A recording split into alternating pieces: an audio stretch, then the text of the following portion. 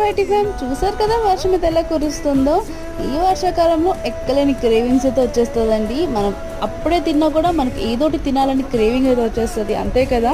So first అయితే ఇక నేను పప్పు రెండు బెల్లం అయితే గ్రైండ్ చేసి పెట్టుకుని మైదా పిండి జల్లించుకొని చపాతీ పిండి అయితే కలిపి పెట్టుకున్నాను. ఇంతకు ఏం చేస్తున్నాను అనుకుంటున్నారా?